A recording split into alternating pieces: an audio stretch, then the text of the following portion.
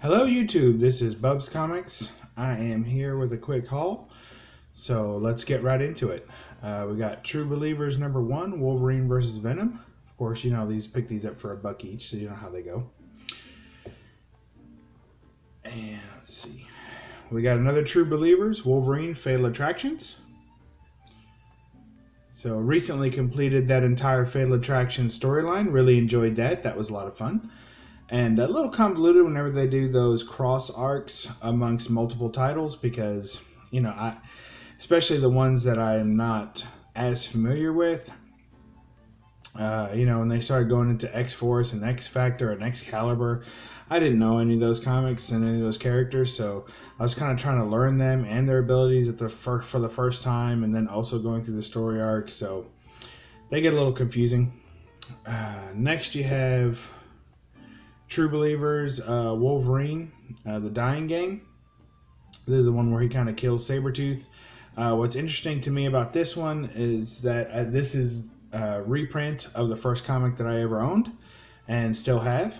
So I'm super excited that they came out with one as a True Believers. So I own multiple copies of that book. And also now I have the True Believers version, which kind of cements it as, hey, my first comic, I picked a good one, right? Because it was good enough for a True Believers. Here's another comic that I have displayed up. This is interesting to me because on this one, this is half of the original comic, right? It was a wraparound. But then on this one, they didn't go that route because this is actually the full. This was also a wraparound, but the original comic cuts right there. And you have half Wolverine on the back, you have Sabretooth, and you have them swapped there. So on the original comic, it was split right there, but on this one, they kind of condensed it all into a real one cover. So pretty cool. Next, we have James Bond 007, Black Box #1. The reason that I picked this up, I already have Black Box #1, but two reasons I picked this cover up. One is it's a John Cassaday cover, which I absolutely love. I think he's great. Just a perfect blend. I really like his interior artwork. His covers look really good too, but I like his interior artwork because, you know, a lot of these artists that are really good, they take forever to complete a book, and it can really slow down the production of the book, getting these interior arts just right. And then other times, you know, as you've seen with some modern Marvel tales, modern Marvel comic books, is that they do a great job on the exterior cover, and they get like Alex Ross or something do the exterior cover, and then the interior artwork just looks like garbage. Because they figure nobody's going to read it anyway, they're just going to slab it, and they're just collectors, and nobody reads anymore, you know, whatever. So when you look at this one, John Cassaday really does a great job on the interior artwork as well, and they match the exterior art, and really it's a nice blend of what I would probably call speed art. So it looks really good, and yet, you know, it's just amazing. It's just, I think he does a great job on interior artwork, and I also like when he does covers to match. Here's Ultimate X-Men 1, 2, 3, the collected edition. I think I might already have 1, 2, and 3 in separate issues, but I picked this up for $1. Couldn't pass it up. To get a collected work with all three, that's basically like a giant one-shot, so I'll take that. And then it's time to play the music. It's time to light the lights. It's time to make some magic on the Muppet Show tonight. Ba-dum, boom, boom. Look at that. Hey, it's the Muppet Show comic book. Boom Kids #1. I don't know. They probably could have done a better job drawing all the Muppets, but I really enjoyed just seeing that. Muppet Show was one of my favorite shows as a kid. If you've never seen it, do yourself a favor. They're not all winners, and sometimes they get a little boring. But if you're someone my age or older, then you remember when variety shows were a thing. You know, it kind of harkens back to the old vaudeville days where there was just basically, I guess you could call it like a talent show of celebrities, you know.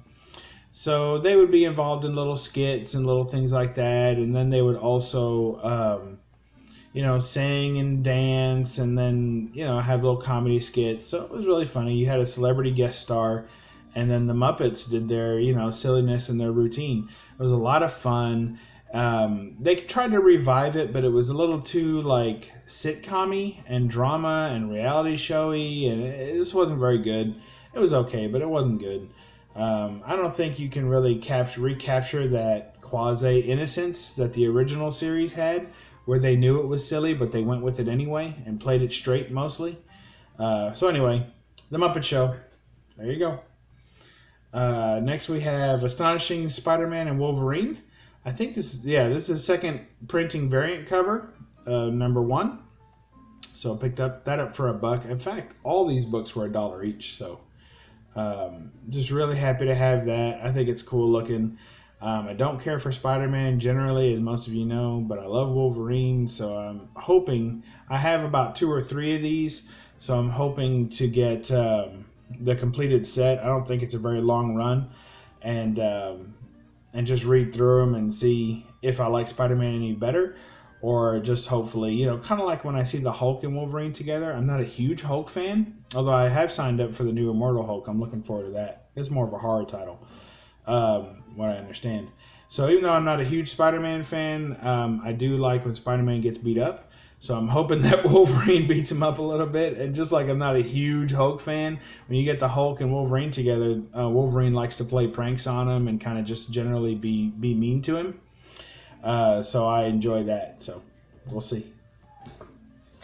All right, just a couple left. We got Marvel Superhero Secret Wars number 4. Trying to collect all these character covers, these blister pack variants. But I don't want to pay them. I mean, they're not hard to find. They're readily available, but you got to pay for them. And I only want to pay like $1 for each one, or less. So there's Captain America. It looks pretty good. I really like how they did these. These shields are my favorite part of the whole thing. And then I also like the attention to detail, like in the corner there where they faux, bend the cardboard. And kind of show that it's kind of like, it looks like it's messed up in the book, but it's not. That's actually just painted in there. So I really enjoy that. I think they did a good job on these covers. And here's another one, Falcon. That's Marvel Superhero Secret Wars number 5. So that's all. Quick haul today. You all enjoy everyone else's hauls, and it's Friday. So get out there and just have a great day. Maybe read a comic book outside.